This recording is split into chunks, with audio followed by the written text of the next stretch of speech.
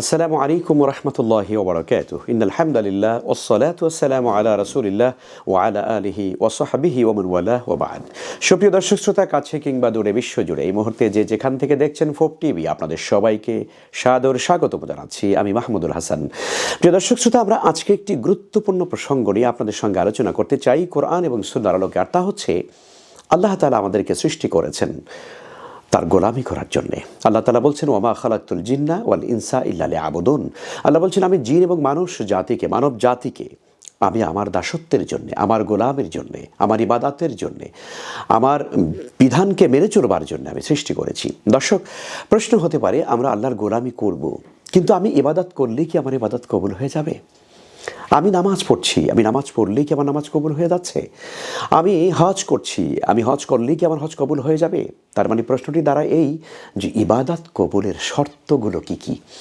মানে আপনি ইবাদত করবেন, কিন্তু ইবাদতের আগে আপনাকে জানতে হবে যে আমি কোন কাজগুলো না করলে পরে আমার ইবাদত কবুল হচ্ছে না। নাম্বার 1, ইবাদত কবুলের জন্য 1 নম্বর শর্ত হলো বিশুদ্ধ ঈমান থাকতে হবে। দেখুন দর্শক, কোনো মানুষের মধ্যে যদি ঈমান এমন থাকে যে ঈমানের সঙ্গে শিরিক আছে, যে ঈমানের সঙ্গে কুফর আছে, যে ঈমানের সঙ্গে নেফাক আছে, যে ঈমানের সঙ্গে তাগুতের সঙ্গে ভালোবাসা সম্পর্ক আছে, এমন কোনো ঈমানদার ব্যক্তি যদি গোটা জীবনব্যাপী যদি ইবাদত করে, তাহলে তার কোনো ইবাদতই আল্লাহর দরবারে কবুল হবে না। কারণ আপনি আল্লাহর উপরে ঈমান এনেছেন, আবার আল্লাহদ্রোহী শক্তি যারা, তাগুত কাকে বলে? তাগুত হচ্ছে ওই অপশক্তি যে নিজে আল্লাহর দ্বীন মানে না এবং সাধারণ জনগণকেও আল্লাহর দ্বীন মানতে বাধা দেয়। এমন তাগুতি শক্তির সঙ্গে যদি আপনার বন্ধুত্ব থাকে, তাহলে পরে আপনি তাগুতের সঙ্গে সম্পর্ক রেখে কখনো আপনি বিশুদ্ধ ঈমানের অধিকারী হতে পারবেন না। আর বিশুদ্ধ ঈমান ছাড়া কোনো ব্যক্তির ইবাদত আল্লাহর দরবারে কবুল হবে না। ঠিক তেমনিভাবে কোনো ব্যক্তি যদি শিরিক করে ফেলে, তাহলে শিরিকের কারণে তার কোনো ইবাদতই আল্লাহর দরবারে কবুল হবে না।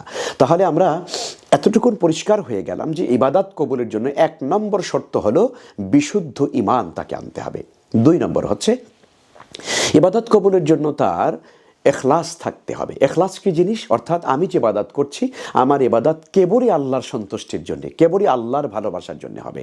যেমনটা আল্লাহ তাআলা কোরআনে কারিমে বলেছেন, কুল ইন্না সলাতি ওয়া নুসুকি ওয়া মাহইয়ায়া ওয়া মামাতি লিল্লাহি রাব্বিল আলামিন।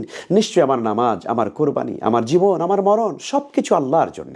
তার মানে একজন ইমানদার যখন ইবাদত করবে, তখন তার ভিতরে এই চেতনা কাজ করতে হবে, আমি মানুষকে দেখাবার জন্য নয়, আমি শো আপ করবার জন্য নয়, আমি রিয়ার জন্য নয়, আমি বরং আল্লাহর ভালোবাসার জন্যই আমি ইবাদত করছি। তাহলে 2 নম্বর শর্ত হচ্ছে আল্লাহর জন্যই ইখলাসের সাথে ইবাদত করা। 3 নম্বর শর্ত হলো মুতাবাআতুর রাসূল সাল্লাল্লাহু আলাইহি ওয়াসাল্লাম। তার মানে হলো, যে ইবাদত আমি করব, সে ইবাদত তখনই ইবাদত হবে, তখনই আল্লাহর কাছে ইবাদত হিসেবে কবুল হবে, যখন আমার ইবাদতটা রাসূলুল্লাহ সাল্লাল্লাহু আলাইহি ওয়াসাল্লামের সুন্নাহ মোতাবেক হবে। প্রিয় দর্শক, নবীজি সাল্লাল্লাহু আলাইহি ওয়াসাল্লামের সুন্নাহ ব্যতীত কোনো ইবাদত আল্লাহর দরবারে ইবাদত হিসেবে গণ্যই হয় না। যেমন নবীজি সাল্লাল্লাহু আলাইহি ওয়াসাল্লাম বলেছেন, সাল্লু কামা রাআইতুমুনি উসাল্লি, তোমরা তেমনি নামাজ আদায় করো যেমনটা তোমরা আমি নবী মুহাম্মদুর রাসূলুল্লাহ সাল্লাল্লাহু আলাইহি ওয়াসাল্লামকে পড়তে দেখো। হজ করতে যাবেন, নিজের মন মতো হজ করলে হবে না তো। 9 তারিখ আরাফায় থাকতে হয়, আপনি ভাবলেন ভিড়ের দিনে আরাফায় 9 তারিখে আমি যাব না, আমি 10 তারিখে খালি মাঠে যাব, আপনার ইবাদত কবুল হবে না। রাসূলুল্লাহ সাল্লাল্লাহু আলাইহি ওয়াসাল্লাম বলেছেন, খুযু আন্নী মানাসিকাকুম, তোমরা হজের বিধিবিধানগুলো তোমরা আমার কাছ থেকে শিখে নাও, তোমরা আমার কাছ থেকে হজের বিধিবিধান এবং মাসালাগুলো জেনে নাও। তার মানে হচ্ছে, কোনো ইবাদত কবুলের জন্যে রাসূলের সুন্নাহ এর আমল ছাড়া, সুন্নাহর অনুসরণ ছাড়া সে ইবাদতের মর্যাদাই পাচ্ছে না।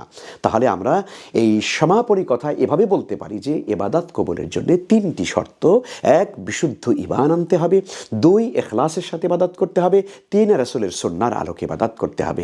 এই 3টি শর্তকে যদি আমরা ফুলফিল করতে পারি, তবেই আমাদের ইবাদত আল্লাহর কাছে ইবাদত হিসেবে গণ্য হবে।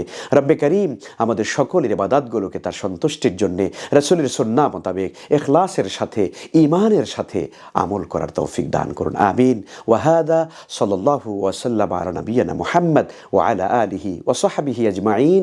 আসসালামু আলাইকুম ওয়া রাহমাতুল্লাহি ওয়া বারাকাতুহু।